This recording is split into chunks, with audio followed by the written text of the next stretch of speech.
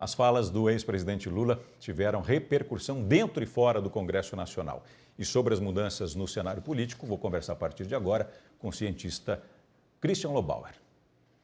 O Christian já está aqui ao meu lado, dividindo a tela do JTV2. Christian, seja bem-vindo, obrigado por aceitar o nosso convite, para a gente tentar entender um pouquinho melhor, o que aconteceu hoje, principalmente os desdobramentos desse pronunciamento do ex-presidente. Após a anulação aí das condenações do ex-presidente Lula, o que muda, na sua opinião, na configuração para 2022? Seja bem-vindo e boa noite. Obrigado, prazer estar aqui com vocês. Eu acho que muda muito. Muda porque o personagem Lula ele é uma figura, mesmo que a gente saiba que passar o processo de Curitiba para Brasília não significa engavetar o processo, então, portanto, ainda há um procedimento jurídico longo a ser avaliado. A quantidade de provas é enorme contra Lula e contra toda essa... Ele denominou quadrilha de procuradores. Eu acho que a palavra quadrilha se aplica a um outro tipo de pessoa que não os procuradores, mas, de qualquer maneira, o fato dele ser elegível, dele ganhar de volta os direitos políticos, pelo menos ter essa possibilidade, já altera significativamente o ambiente político, que é um ambiente muito fragmentado há um bom tempo. O governo Bolsonaro, aliás, a figura do presidente Bolsonaro, a eleição do presidente Bolsonaro já foi o resultado de um esgotamento do processo petista. Então agora a gente tem um desenho muito interessante, ao mesmo tempo preocupante para o país, porque são duas figuras que estariam no páreo em 2022, Sim. de polos opostos, e que provocam um rearranjo de forças. Você usou aí o comentário do ex-presidente Rodrigo Maia, já mostra um pouco como as coisas vão se desenhando, né? Claro. Quem vai se alinhando a quem, né? Perfeitamente. Agora, o ex-presidente Lula falou também em alianças, né? Será mais um ataque ao famoso Centrão? Bravata.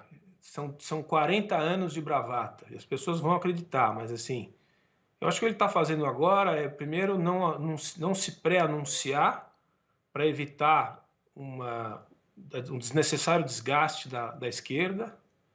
Ele seguramente, se quiser ser candidato, será.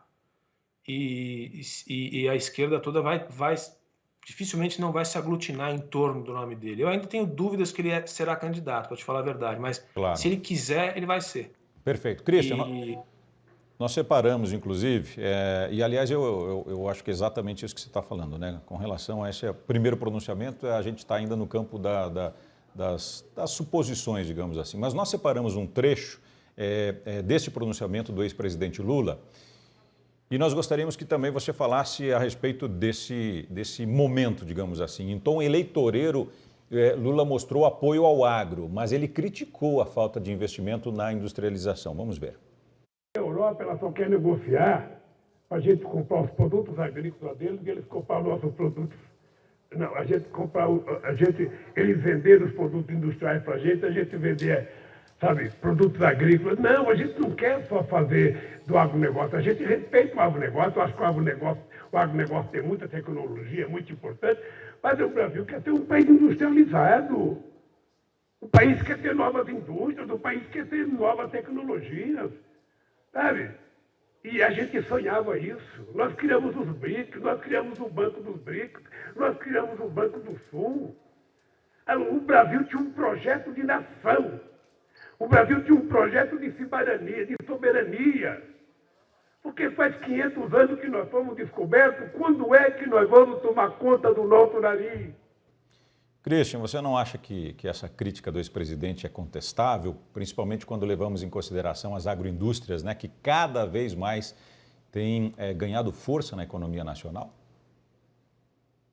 Eu acho que é incrível ouvir as coisas que o Lula fala. O Lula fala o que quer, né? E as pessoas ficam impressionadas com o que ele fala.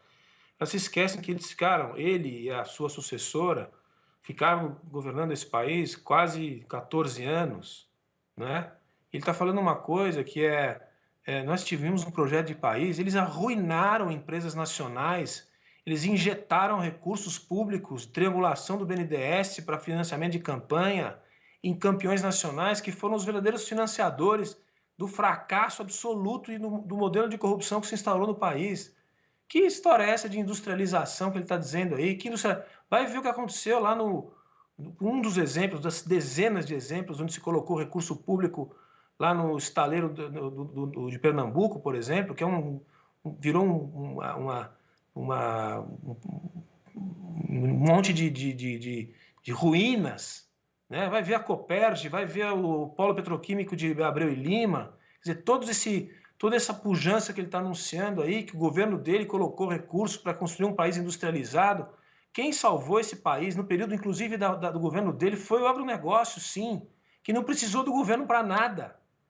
O que tem que se entender na história do Brasil contemporâneo é que o que a economia brasileira conseguiu de inovação, de avanço, de riqueza, de criação de riqueza, de exportação, etc., foi através do agronegócio. Por quê? Porque ela não precisou do governo. Aonde o governo pôs a mão, inclusive no governo dele, a gente viu o que aconteceu. Foi um fiasco absoluto. Foi o fim da indústria manufatureira brasileira. Muito bem. E me impressiona muito quando ele fala essas coisas. As pessoas ficam impressionadas. Nossa, que coisa. Esquecem que eles governaram e arruinaram o país. Cristian, nós separamos inclusive em outro trecho para mostrarmos aqui no JTV2 para quem está nos acompanhando em casa, para você também comentar a respeito desse assunto, sobre o ex-presidente, né, quando ele criticou as medidas do governo Bolsonaro em relação ao combate à pandemia e, além disso, Lula também reprovou a política de armamento estabelecida pelo presidente Bolsonaro e disse que não são os fazendeiros que estão precisando de armas para matar sem terra ou para matar pequenos proprietários. Vamos acompanhar um trecho do que o Lula disse para depois a gente voltar a falar sobre esse assunto. Por favor. O presidente da República, ele não é eleito para falar bobagem no fake news. Ele não é eleito para incentivar a compra de armas como se nós estivéssemos necessitando de armas. Quem está precisando de armas são as nossas Forças Armadas.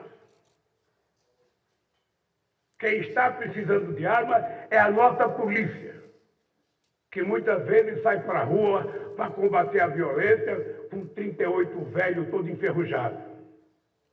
Mas não é a sociedade brasileira. Não são os fazendeiros que estão precisando de armas para matar sem terra ou para matar pequenos proprietários.